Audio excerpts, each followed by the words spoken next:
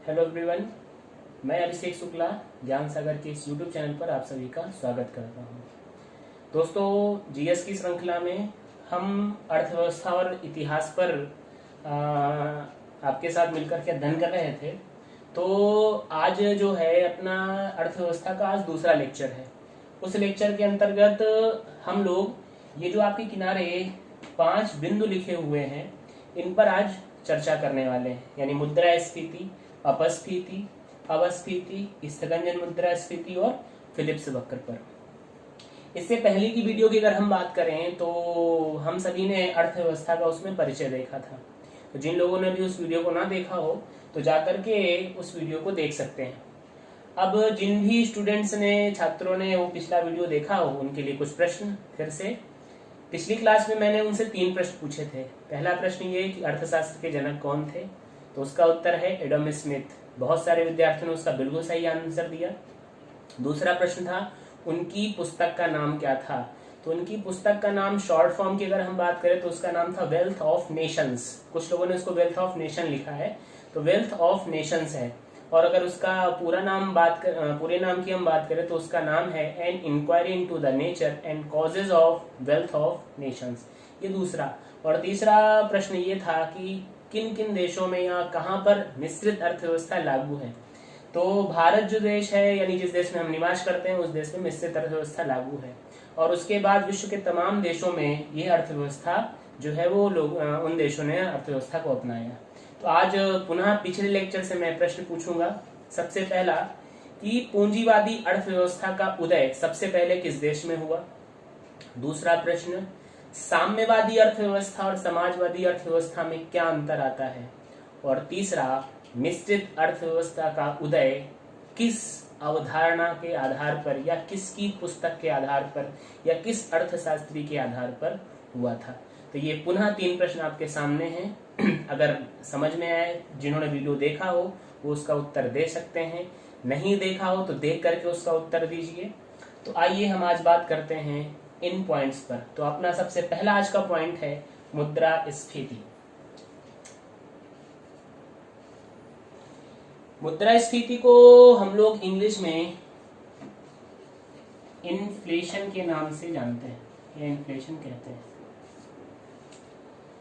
अब इसकी अगर हम बात करें तो सामान्यतः अगर हम केवल भारत की बात करें, हम अभी अन्य देशों पे नहीं जा रहे हैं, हम अगर केवल भारत की बात करें तो भारत में इसको जनरली हम किस नाम से पुकारते हैं, महंगाई के नाम से। यानी अगर महंगाई है तो हमारे लिए अगर महंगाई है तो अर्थशास्त्र की नजरों में वो क्या है, वो इन्फ्लेशन है। तो एक सामान्य सी अवधारणा जो हमारे दिमाग में होती है वो ये होती है कि भाई अगर किसी भी वस्तु के दाम बढ़ रहे हैं तो महंगाई हो गई। ऐसा नहीं है।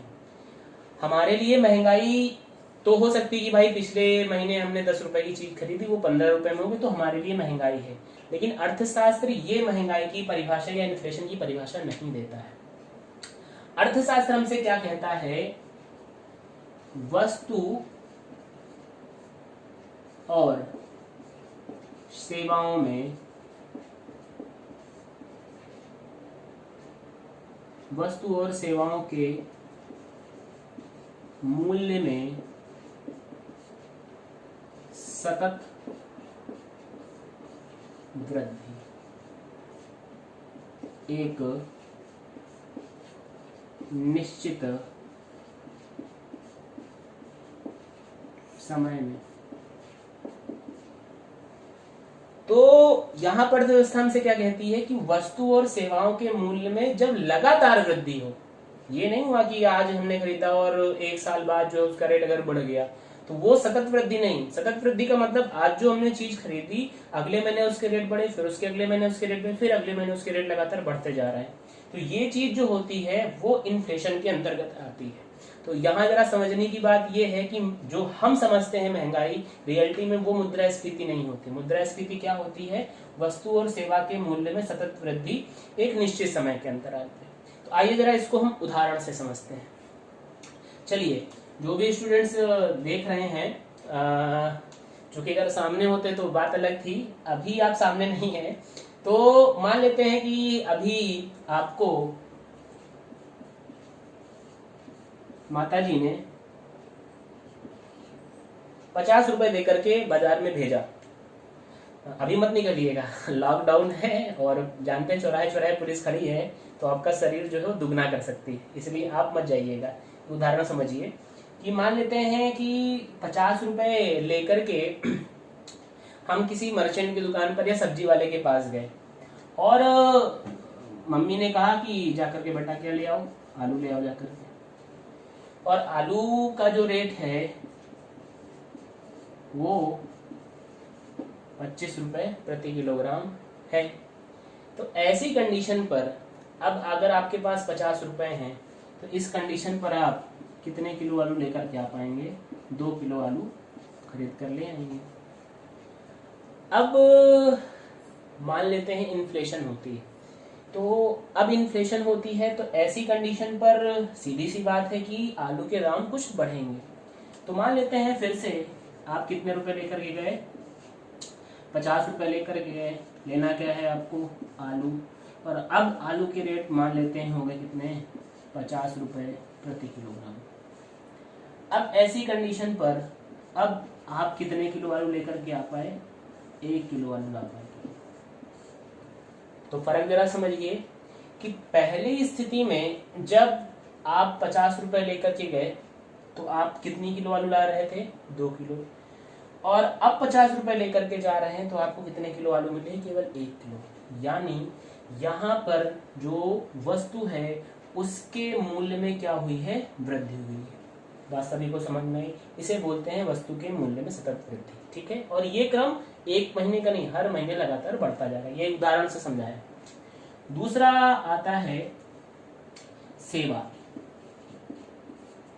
ये किसका उदाहरण था? ये वस्तु का उदाहरण था। अब इसमें आप कुछ भी रख सकते हो, जो भी आप वस्तु खरीदने जाते हो। अब सेवाओं की हम बात करते हैं, तो सेवाओं की जब हम बात करते हैं तो उस सेवा में जैसे आप कोचिंग पढ़ते हैं तो कोचिंग की फीस मान लीजिए पिछले वर्ष 600 रुपए थी, अगले वर्ष बढ़ा करके 700 रुपए कर दी गई। तो वो जो आप सेवा ले रहे हो उसमें अगर वृद्धि हुई है तो वो चीज सेवा के अंतर्गत मूल्य में वृद्धि आ जाती है। और ऐसा हर चीज में, जैसे ट्रांसपोर्टेशन की हम बात करें, किराए की बात करें, तो ये आप किसके अंतर्गत आते हैं? सर्विसेज के अंतर्गत, जो आपको सेवा प्रदान कर रहे हैं। तो उसमें अगर मूल्य में वृद्धि होती है तो भी वो क्या कहलाती है? मुद्रास्फीति के अंतर्गत। तो यहाँ पर ये ध्यान रखने वाली बात है कि वस्तु और सेवाओं दोनों के मूल्य में क्या होना चाहिए? सतत वृद्धि होना चाहिए, तो ही हम उसको क्या बोलेंगे? मुद्रास्फीति कहेंगे। ठीक है, इतनी बात मेरे हिसाब से सभी को समझ में आ गई होगी। तो यहाँ पर सामान्य तरीके से 2 बात हमको समझ में आई। पहली बात,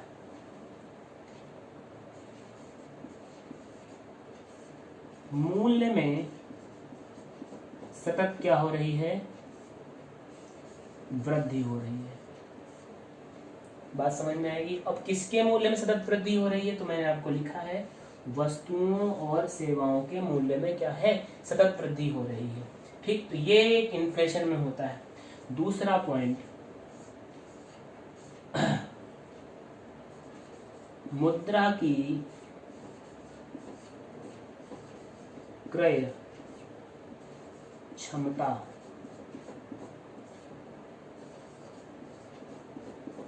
घटती है। ठीक है, बात सभी को समझ में आ गई? तो यहाँ पर 2 पॉइंट पकड़िएगा। पहला, मूल्य में सतत वृद्धि हो रही है, मूल्य में वृद्धि हो रही है, बढ़ रहे हैं लगातार मूल्य। और दूसरा, यहाँ पर मुद्रा की क्रय क्षमता में गिरावट आ रही है। अब ये क्रय क्षमता क्या है जरा समझते हैं। किसी क्रय क्षमता बात करें? मुद्रा की। तो जरा समझिए, यहाँ पर आप 50 रुपए लेकर के गए, आप उस ड्यूरेशन पर कितने किलो आलू लेकर के आए? 2 किलो। जब इन्फ्लेशन हुई, मुद्रास्फीति हुई, तो ये दाम बढ़कर के कितने हो गए? 50 रुपए। अभी भी आपके पास रुपए कितने हैं? 50। तो अब आप कितने किलो आलू ला रहे हो? 1। यानी यहाँ पर जो 2 किलो आप आलू ला रहे थे उसकी जगह पर कितने किलो आलू ला रहे हैं? 1 किलो। तो इस प्रकार से क्रय क्षमता जो है वो क्या हो गई? घट गई। बात सभी को समझ में आ गई। क्रय क्षमता घटने का मतलब क्या? पहले हम जितनी चीज ला पा रहे थे उस मुद्रा से, उसी मुद्रा से अब हम कम वस्तु ला रहे हैं, यानी उसकी खरीदने की क्षमता क्या हो गई? घट गई। ठीक, तो ये इन्फ्लेशन में मुख्य रूप से 2 पॉइंट्स हैं, इसको आप नोट कर सकते हैं वीडियो पॉज करने के बाद। ठीक, मूल्य में सतत वृद्धि और मुद्रा की क्रय क्षमता जो होती है वो क्या हो जाती है? घट जाती है। चलिए आगे हम बात करते हैं मुद्रा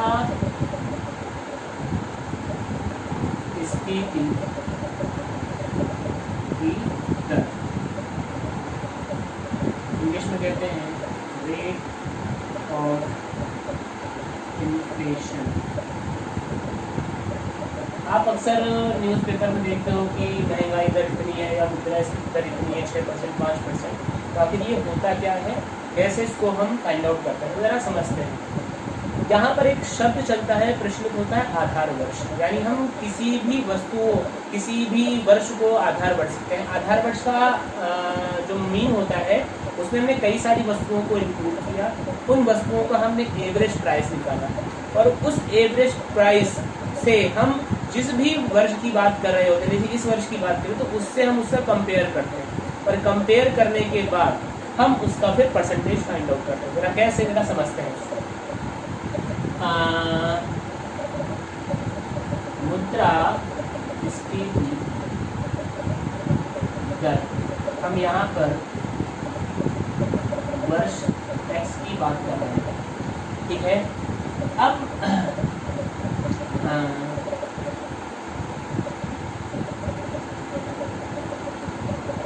मूल्य वर्ष x माइनस मूल्य वर्ष x माइनस 1 होल अपॉन मूल्य वर्ष x माइनस 1 मल्टीप्लाइड बाय 100।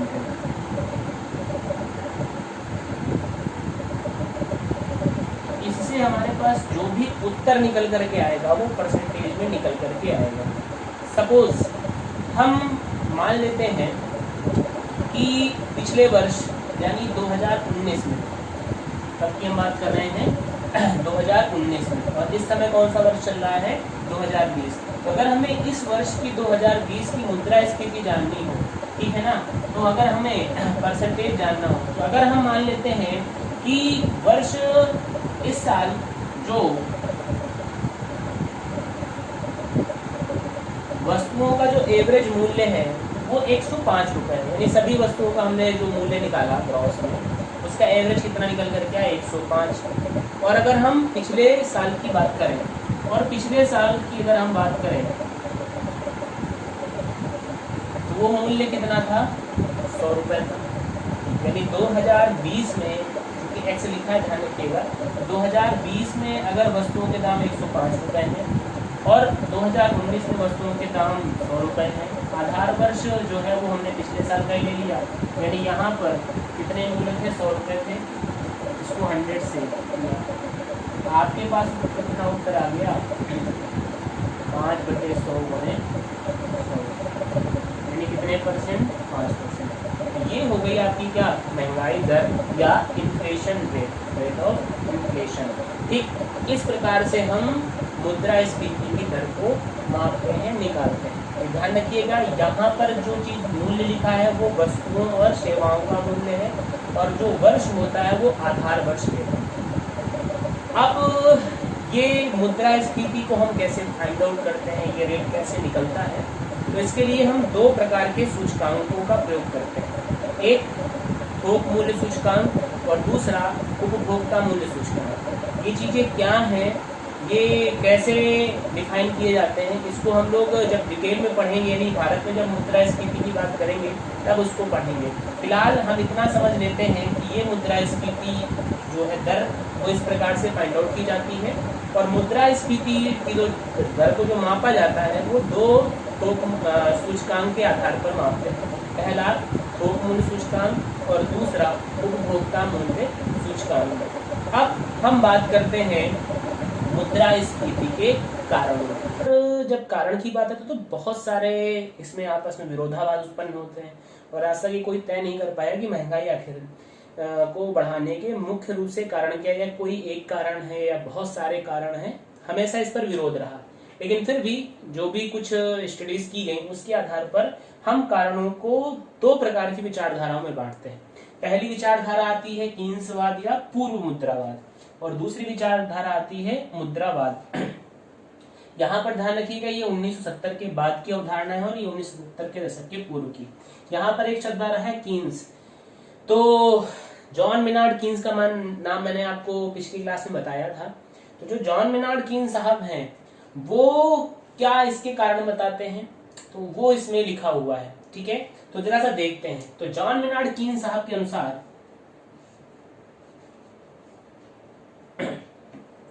कारण दो थे, एक मांग जनित कारण, ठीक, दूसरा लागत जनित कारण। ठीक, तो ये डिमांड पुल और ये कॉस्ट पुश। तो इन दोनों के आधार पर हम अर्थव्यवस्था में जो मुद्रास्फीति के कारण हैं उनको हम यहाँ से फाइंड आउट करते हैं कि आखिर में कैसे मुद्रास्फीति आती है।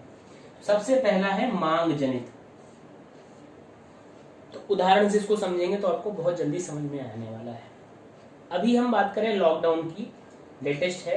तो लॉकडाउन की जब बात करें तो जैसे ही लॉकडाउन की घोषणा की गई वैसे ही क्या हुआ कि ये हुआ कि बाजार में जो है सामान जो है वो अब लोग नहीं ले पाएंगे और लोगों घरों के अंदर रहना पड़ेगा। तो जितने भी लोग थे वो अपने घरों में स्टॉक करने के लिए वस्तुओं को अचानक से सामान को लेने के लिए पहुंचे। तो आप सभी को मालूम है कि जब ऐसी कंडीशन आई तो जो बाजार में वस्तुओं के दाम है वो अचानक से बढ़ गए। क्यों बढ़ गए? उसका कारण क्या था? उसका कारण था कि अचानक से वस्तु की मांग में वृद्धि हो जाना। ठीक है, यानी कि जो आपूर्ति थी वो तो उस समय स्थिर ही थी। लोग 1 दर्जन ही ले जा रहे थे। केले की अगर बात करें, सेब 1 किलो ही ले रहे थे। लेकिन जब उनको लॉकडाउन का पता लगा तो अचानक से उन्होंने घर पे अपने रखने के लिए उसकी डिमांड को बढ़ाया। यानी अब 1 दर्जन केले की जगह वो 2 दर्जन, 3 दर्जन, 4 दर्जन ले रहे थे। ठीक ऐसे ही केले के बाद अगर हम सेब की बात करें तो वो 1 किलो की जगह 2 किलो ले रहा था, कोई 3 किलो ले रहे थे। तो ऐसे करके अचानक से मांग में क्या हुई? वृद्धि हुई। और जैसे ही मांग में वृद्धि हुई, आपूर्ति अपनी जगह पर लिमिटेड थी, इस कारण से वस्तु के दाम में क्या हो गई? वृद्धि हो गई। यानी वो हमको हाई रेट पर बेचने लगे। दूसरे अर्थों में या दूसरे अगर एग्जांपल समझे तो हम सभी अपने यहाँ पर जो है वो त्योहार की बात करते हैं। तो अभी हम कुछ दिन पहले नवरात्र का त्योहार था, नवरात्र था, उससे पहले होली थी। तो अगर आप उन त्योहारों पर नजर कीजिए तो जिस सामान्य रेट पर होली की अगर बात करें तो गुजिया जब बनती है तो वहां पर जो खोया होता है वो सामान्यतः अगर हम बात करें तो अगर 200 से 300 किलो बिक रहा होता है तो वही होली के समय पर 450 रुपए प्रति किलो के हिसाब से बिकता है। क्यों बिकता है? कारण क्या है कि सभी को अपने घरों में गुजिया बनानी है और उस कारण से डिमांड में अचानक से क्या हुई? वृद्धि हुई। और डिमांड में अचानक से वृद्धि होने के कारण से जो है जो आपूर्ति होती है वो लिमिटेड थी। इस कारण से उनके दाम में अचानक से क्या देखी गई? वृद्धि देखी गई। यानी मांग जनित जो मुद्रास्फीति होती है उसके तहत इसके अंतर्गत जब आपूर्ति स्थिर हो और मांग अचानक से बढ़ जाए तो मुद्रास्फीति जो डेवलप बनती है उसे मांग जनित मुद्रास्फीति हम कहते हैं। ये पहला था।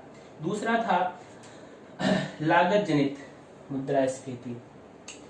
तो यहाँ पर जब कोई वस्तु बनती है तो उसमें कई सारी चीजें इंक्लूड होती हैं। ठीक है, तो अगर वो सारी चीजें जो इंक्लूडेड है अगर उनके रेट में वृद्धि हो जाए तो उसे हम लागत जनित मुद्रास्फीति कहते हैं, समझते हैं। मेरे हाथ में ये मार्कर है, तो अगर इसकी हम बात करें तो इसमें प्लास्टिक का कुछ पार्ट है, इसके अंदर फाइबर का कुछ पार्ट है, उसके बाद इसमें इंक का कुछ भी पार्ट है, इसके बाद इसके पीछे मजदूरी है। ठीक, तो ये सारी चीजें मिल करके इसकी जो है वो रेट को फिक्स करते हैं। बट इन केस अचानक से प्लास्टिक के दामों में वृद्धि आ जाए, अचानक से फाइबर के दामों में वृद्धि आ जाए, अचानक से इंक के दाम में वृद्धि आ जाए और मजदूर जो है वो अनशन कर दें कि हमारी मजदूरी बढ़ाई जाए, तो सीधी सी बात है इन सब की जो लागत है उसमें जब वृद्धि हुई तो स्वाभाविक सी बात है इसकी जो वृद्धि मूल्य है उसमें भी क्या होगी, वृद्धि होगी, यानी इस वस्तु के मूल्य में भी क्या हो जाएगी, वृद्धि हो जाएगी। तो इस प्रकार की जो मुद्रास्फीति होती है वो उसे हम क्या कहते हैं, लागत जनित मुद्रास्फीति कहते हैं। इसके बाद इसमें एक तीसरा पॉइंट और इंक्लूड हुआ, उसे हम कहते हैं संरचनात्मक मुद्रास्फीति। ठीक है, मांग जनित मुद्रास्फीति, लागत जनित और संरचनात्मक मुद्रास्फीति। अब ये क्या चीज जरा समझते हैं। तो इसके अंतर्गत जब हम किसी वस्तु को स्टॉक करके रख लेते हैं, जब हम किसी वस्तु को स्टॉक करके रखते हैं जिसे हम जमाखोरी कहते हैं, या किसी वस्तु की हम कालाबाजारी करते हैं, तो उस प्रकार से जब वस्तुओं के दाम में वृद्धि होती है तो उसे हम संरचनात्मक मुद्रास्फीति कहते हैं। ठीक है, तो इस प्रकार से ये 3 प्रकार की मुद्रास्फीतियां, कब की बात है, 1970 के दशक के पूर्व, ये प्रचलन आज भी चल रहा है, लेकिन ये जो है ये कीन्सवाद के समय का है। अब जब 1945 के बाद, 1945 के बाद जब कीन्सवाद के जो मांग से संबंधित नियम थे वो जब डाउन पड़े तो उनके अपोजिट में एक नई अवधारणा आई, उसी को हम किस नाम से जानते हैं, मुद्रावाद के नाम से जानते हैं। तो इस मुद्रावाद में क्या, चूंकि नाम क्या है, मुद्रा, तो यानी यहाँ पर जब हम महंगाई की बात करेंगे तो मुद्रा के रूप में करेंगे। कहने का मतलब यहाँ पर जो महंगाई को डिफाइन की जाएगी वो मुद्रा के आधार पर। तो ये मुद्रावाद हमसे ये कहता है कि जब किसी भी व्यक्ति के हाथ में पैसा होगा तो महंगाई बढ़ेगी। ठीक है, कैसे समझते हैं। अब जैसे एक सामान्यता हम बात करें कि अभी हमारी नौकरी नहीं लगी है, तो अगर हमारी नौकरी नहीं लगी है तो अगर हम हमारी जो मंथली इनकम है वो मान लेते हैं कितनी है, 3000 रुपए पर मंथ है। ठीक है, तो क्या ऐसी स्थिति पर हम जो है वो पूरे के पूरे 3000 रुपए के कपड़े खरीद सकते हैं क्या, नहीं खरीद सकते। या 10,000 का या 20,000 का मोबाइल ले सकते हैं क्या, नहीं ले सकते। यानी आपके पास यहाँ पर मुद्रा नहीं थी, लेकिन अगर यही चीज बढ़ करके आपके हाथ में कोई 30,000 रुपए पर मंथ कर दे, यानी आपकी गवर्नमेंट जॉब लग जाए, तो ऐसी कंडीशन पर अब आप 3,000 रुपए की कपड़े भी खरीद सकते हो, 20,000 का मोबाइल भी खरीद सकते हो। तो यहाँ पर अगर आप बात करें तो यहाँ पर आपके हाथ में पैसा आते ही आपकी मांग क्या हो गई, बढ़ गई। ठीक, तो आपकी जैसे ही मांग बढ़ जाएगी तो स्वाभाविक सी बात है अगर आपूर्ति लिमिटेड है, स्थिर है, तो ऐसी कंडीशन पर मुद्रास्फीति आपके सामने आएगी। बात सभी को समझ में आ गई। यानी यहाँ पर जब किसी भी व्यक्ति के हाथ में पैसा होगा तो वो अपनी मांग को बढ़ाएगा, और जब अपनी मांग को बढ़ाएगा तो आपूर्ति अगर लिमिटेड है, स्थिर है, तो ऐसी कंडीशन पर मुद्रास्फीति हमारे सामने आएगी। ठीक, तो ये 2 प्रकार के हमारे पास अवधारणाएं हैं जो ये बताती हैं कि मुद्रास्फीति किन कारणों से जन्म लेती है। बात सभी को समझ में आ गई। मुद्रास्फीति की अगर हम बात करें तो मुद्रास्फीति क्या है ये हमने समझा, मुद्रास्फीति किन कारणों से जन्म लेती है ये हमने समझा, और अब मुद्रास्फीति के प्रकार क्या होते हैं, मुद्रास्फीति को हम कैसे मेंटेन करते हैं, ये जब हम डिटेल में पढ़ेंगे तो हम आपको इसके विषय में बताएंगे। क्योंकि आज मैं इंट्रोडक्शन दे रहा हूँ, इसलिए अगले जो अपने 2 पॉइंट्स हैं वो कौन कौन से हैं, अपस्फीति और अवस्फीति।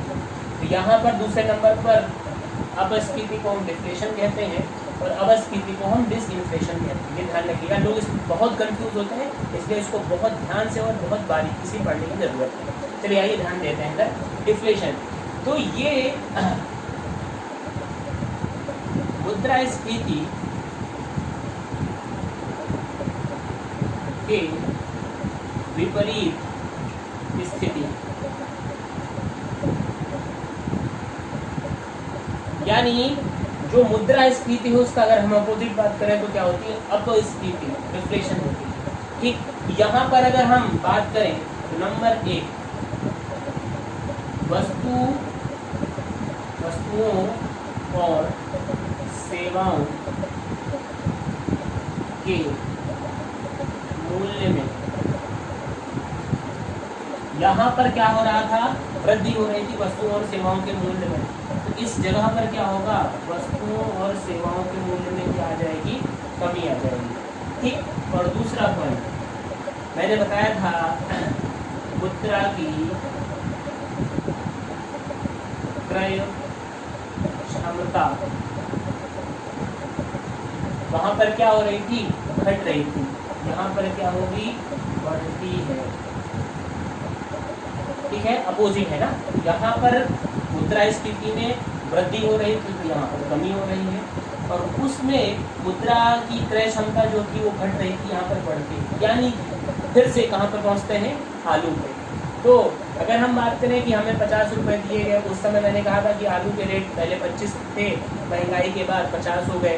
अब मान लेते हैं कि जो आलू है उसका रेट घट करके 10 रुपये प्रति किलो है, तो अब आप 50 रुपये अगर लेकर के जाते हैं, ठीक है, आपको 50 दिए गए, आप आलू ले गए। अब अगर आलू का रेट 10 रुपये प्रति किलोग्राम है, अब आप कितने किलो आलू ले पाएंगे, 5 किलो। ठीक। तो पहली जो कंडीशन हमने पढ़ी थी, अगर आपको ध्यान हो, तो 50 रुपये में हम कितने किलो आलू लेकर के आ रहे थे, 2 किलो, और अब हम कितने किलो आलू लेकर के आ रहे हैं, 5 किलो। ठीक। तो ऐसी कंडीशन पर पहले 50 रुपये में हमको 2 किलो आलू मिल रही थी, अब हमें 50 रुपये में 5 किलो आलू मिल रही है, यानी उतने ही रुपए में अब हमको ज़्यादा चीज़ हम उससे खरीद पा रहे हैं, उसकी क्षमता क्या हो गई, खरीदने की क्षमता बढ़ गई। यहाँ पर इस कंडीशन पर मुद्रा की क्रय क्षमता जो है वो बढ़ जाती है, और वस्तुओं और सेवाओं के मूल्य में क्या हो गई, कमी हो गई। उस समय कितने थे, 50 थे, अब घटकर कितने हो गए, 25 10 रुपये हो गए। ठीक है, इतनी बात सभी को समझ में आ गई, तो इसमें ज़्यादा डिटेल में जाने की जरूरत नहीं। यानी अपस्फीति मुद्रास्फीति की विपरीत अवधारणा है, अपोजिट। डिसइंफ्लेशन, इसमें सबसे ज़्यादा लोग कंफ्यूज होते हैं। कैसे, आइए जरा देखते हैं। यहाँ पर महंगाई दर में जब कमी आती है तब डिसइंफ्लेशन होती है। कैसे समझते हैं, किसी के सर से तो नहीं निकल रहा, ऊपर से बाउंस हो रहा हो, क्योंकि सामने आप अभी नहीं हो तो मुझे नहीं क्लियर हो रहा है। अगर नहीं समझ में आ रहा है तो कमेंट सेक्शन में जरूर बताइए, ठीक है, तो और इम्प्रूवमेंट किया जाएगा। चलिए आते हैं, मान लेते हैं कि ये जो महीना चल रहा है, इस महीने की अगर हम बात करें तो मई का महीना चल रहा है कि, तो पिछले महीने अगर हम अप्रैल की बात करें, सॉरी अप्रैल नहीं, उससे और थोड़ा सा हम पहले की बात करते हैं, मार्च की बात। ठीक है, तो मान लेते हैं कि मार्च महीने में वस्तुओं और सेवाओं का मूल्य कितना था, 100 रुपये था। अप्रैल में बढ़ करके कितना हो गया, 110 हो गया। तो अगर हम महंगाई की बात करें तो महंगाई कितने हैं, 100 है, ये 10 है, कितने परसेंट महंगाई हो गई, 10%। ठीक। फिर महीना कौन सा आ गया, अप्रैल का।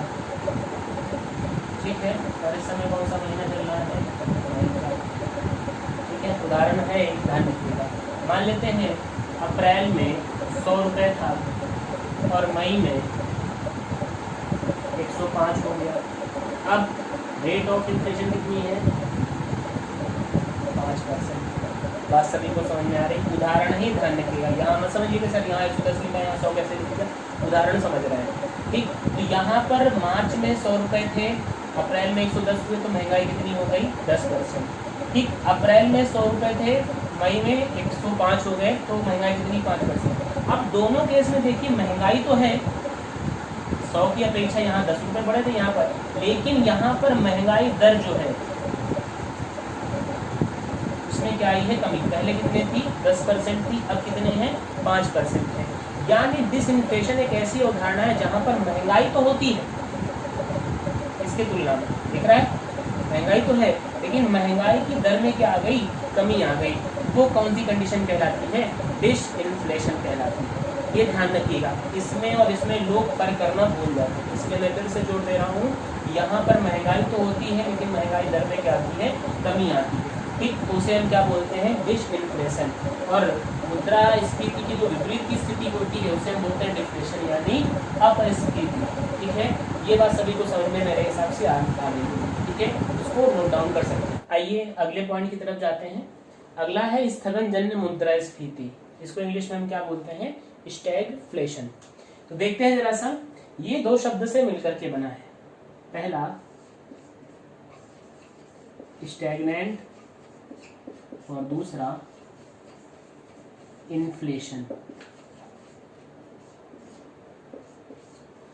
ठीक है, तो ये चीज है क्या, तो अर्थव्यवस्था की एक ऐसी स्थिति जहां पर स्थिरावस्था और मुद्रास्फीति दोनों मौजूद होती है। दूसरे शब्द में कहा जाए, अर्थव्यवस्था की एक ऐसी स्थिति जहां पर बेरोजगारी और मुद्रास्फीति की दर उच्च होती है, उस अवस्था को हम क्या बोलते हैं, स्टैगफ्लेशन कहते हैं या स्थगनजन्य मुद्रास्फीति कहते हैं। जरा इसको समझते हैं विद एन एग्जाम्पल। चलिए ध्यान से सुनिएगा और जो भी एग्जाम्पल दूं उसको आप किसी भी चीज को लेकर के आगे बढ़ सकते हैं। जैसे मान लेता हूं कि मेरे पास ये जैसे मेरे पास एक बुक है। ठीक है, तो अगर मैं इस बुक की बात करूं तो ये बुक जो है वो मुझे मान लेते हैं कि 50 रुपए में कोई देता है। ठीक है, और 50 रुपए का मैं स्टॉल लगा करके यहाँ पर इसको बुक को बेचता हूँ, तो आप सभी मेरे पास बुक को लेने के लिए आते हैं। लेकिन किन्हीं कारणों से जो ये बुक है, इस बुक की जो कीमत है वो कीमत बढ़ करके 250 रुपए हो गई, यानी 50 रुपए से बढ़कर ही कीमत कितनी हो गई, 250 रुपए हो गई। तो अब जब कीमत बढ़ गई, 250 रुपए हो गई, तो ऐसी कंडीशन पर जब मेरे पास जब कीमत बढ़ी तो ऐसी कंडीशन पर इन्फ्लेशन की कंडीशन आपके सामने आ गई, यानी वहां पर वस्तुओं के दाम में क्या हो गई, वृद्धि हो गई। अब जब वस्तुओं के दामों में वृद्धि हो गई तो जो आप मेरे पास किताब लेने आ रहे हो, तो किताब तो लेने अब आओगे नहीं, क्योंकि 50 किताब कितने की हो गई, 250 की हो गई। अब 250 की जब किताब मैं नहीं लूंगा तो ऐसी ही कंडीशन बाजार में और कई सारी वस्तुओं के लिए भी आ गई होगी। ठीक है, तो और भी जो जो लोग इस किताब को बेचते होंगे वहां से उस कंपनी के ऑर्डर क्या होंगे, धीरे धीरे जो उसकी मांग है वो धीरे धीरे क्या हो जाएगी, कम आ जाएगी। जब मांग धीरे धीरे कमी आ जाएगी तो क्या इस पुस्तक को बनाने वाले की इतनी हिम्मत होगी कि वो इस पुस्तक का प्रोडक्शन करे, नहीं करेगा प्रोडक्शन। और जब प्रोडक्शन नहीं करेगा तो सीधी सी बात है, क्या उसको अब मजदूर रखने की जरूरत पड़ेगी, नहीं पड़ेगी। तो जब मजदूर रखने की जरूरत नहीं पड़ेगी तो वो मजदूरों को अपने यहाँ से क्या कर देगा, बाहर निकाल देगा। और जैसे ही मजदूर बाहर निकले तैसे ही कौन सा शब्द आ गया, अनएम्प्लॉयमेंट, यानी क्या आ गई, बेरोजगारी। यानी हम शुरू कहाँ से हुए थे, इन्फ्लेशन से शुरू हुए थे और खत्म कहाँ पर हुए, बेरोजगारी पर। यानी जब अर्थव्यवस्था में एक ऐसी स्थिति हमारे सामने आ जाए जब मुद्रास्फीति भी अति हो, उच्च हो, और बेरोजगारी भी अपने एकदम टॉप पोजीशन पर हो, ऐसी कंडीशन पर वो स्थिति क्या कहलाती है, स्टैगफ्लेशन। यहाँ पर दो शब्द की हम बात कर रहे हैं, एक स्टैग्नेंट। तो स्टैग्नेंट का मतलब हम दूसरे शब्द में रिसेशन से निकाल सकते हैं, जिसे आप मंदी कहते हो। ठीक है, तो यहाँ पर स्टैग्नेंट का मतलब मंदी कैसे आई, मंदी का अर्थ होता है मांग में क्या होना, कमी हो जाना। ठीक है, ऐसी कंडीशन पर जब मांग में कमी हुई, तो मांग में कमी कैसे हुई, आप जरा देखिए। मैंने कहा था कि जो पुस्तक है उसके दाम क्या हुए, बढ़ गए। तो पुस्तक के दाम बढ़ने के कारण से जो पुस्तक की जो मांग है उसमें कमी आई कि नहीं आई, यहाँ पर ये शब्द बिल्कुल अपने जगह पर सही बैठ रहा है। और जब मंदी आई यानी मांग में कमी आई, तो उसके साथ ही साथ वस्तु का जो प्रोडक्शन था वो भी क्या हो गया, गिर गया, डाउन होगा। और जब प्रोडक्शन गिरा तो क्या हो गई, बेरोजगारी हमारे सामने आई। यानी यहाँ से इधर की तरफ गए, इधर से इधर की तरफ गए, इधर से इधर की तरफ गए। ठीक, तो ये क्या बन गया, सर्कल बन गया, सर्कुलेशन में पूरी चीज आ गई हमारे सामने। तो अगर कोई भी अर्थव्यवस्था इसमें ट्रैप हो जाती है, फंस जाती है, तो उसका बाहर निकलना थोड़ा सा मुश्किल हो जाता है। लेकिन अर्थव्यवस्था में उसके भी कुछ उपाय बताए गए हैं। ठीक है, तो इतनी बात मेरे हिसाब से सभी को समझ में आ गई होगी कि स्टैगफ्लेशन क्या है, स्थगन जन मुद्रास्फीति क्या है, कि जब वस्तुओं के दाम में अचानक से वृद्धि होती है तो उस वस्तु की मांग में क्या आती है, कमी आती है। मांग में जब कमी आती है तो उसका प्रोडक्शन कम होता है, प्रोडक्शन कम होने के कारण जो लेबर होते हैं उनकी आवश्यकता नहीं पड़ती, यानी जो मालिक होता है वो जो मजदूर होते हैं उनको बाहर निकाल देता है, और बाहर निकालने के कारण से क्या उत्पन्न होती है, बेरोजगारी उत्पन्न होती है। ठीक है, तो ऐसी स्थिति क्या कहलाती है, स्टैगफ्लेशन कहलाती है। ठीक है, तो इससे बाहर कैसे निकलेंगे इसको हम बाद की क्लास में बताएंगे। और अंत में आ जाता है क्या, आपका फिलिप्स वक्र आ जाता है। जो फिलिप्स वक्र है वो इन्फ्लेशन और अनएम्प्लॉयमेंट अर्थात मुद्रास्फीति और बेरोजगारी के बीच का वक्र होता है। तो जरा इसको समझते हैं। इसका आप एंगल एक समझिए दूसरे, यानी अर्थव्यवस्था को इसलिए ही लोग टफ नहीं कहते। यहाँ पर आपने कुछ पढ़ा कि जब इन्फ्लेशन होती है तो हाई एम्प्लॉयमेंट होता है, यानी इसके हिसाब से आपका जो वक्र होना चाहिए वो ऐसे जाना चाहिए, जैसे जैसे इन्फ्लेशन बढ़ रही है वैसे वैसे अनएम्प्लॉयमेंट भी बढ़ रहा है। लेकिन यहाँ पर जरा इनका फिलिप्स साहब का जरा समझिए क्या है पॉइंट ऑफ व्यू। ये कहते हैं कि जैसे जैसे अनएम्प्लॉयमेंट घटेगा वैसे वैसे इन्फ्लेशन बढ़ेगी। कैसे समझते हैं, मान लेते हैं मैंने कहा कि आपके पास कुछ रुपए कम है, तो आपके पास अगर पैसे नहीं हैं, जरा सोचिए जब आपके पास पैसे नहीं होंगे तो क्या आप किसी चीज की मांग को बढ़ाओगे, नहीं बढ़ाओगे। ठीक है, यानी जब आपके हाथ में पैसा ही नहीं होगा, बेरोजगार होंगे, तो किसी चीज की आप मांग बढ़ाओगे ही नहीं। फिर उसके बाद आपने कुछ अर्न करना स्टार्ट किया, अर्न करने के बाद आपके हाथ में कुछ पैसा आया, तो आप किसी चीज की मांग तो बढ़ाओगे ना बढ़ाओगे। ठीक है, तो ऐसी कंडीशन पर मान लेते हैं यहाँ पर हम पहुंच गए, और फिर ऐसी स्थिति आएगी अब समाज में बेरोजगारी बिल्कुल समाप्त हो गई। जब समाज में बेरोजगारी समाप्त हो गई है तो सीधी सी बात है आप मांग को बढ़ा दोगे, और जैसे ही मांग को बढ़ाओगे वैसे ही इन्फ्लेशन क्या हो जाएगी, हाई हो जाएगी। ठीक, तो कर्व कुछ इस प्रकार का बनेगा।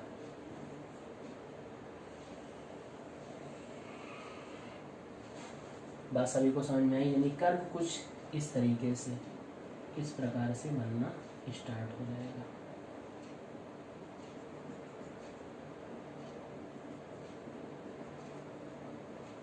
ठीक है,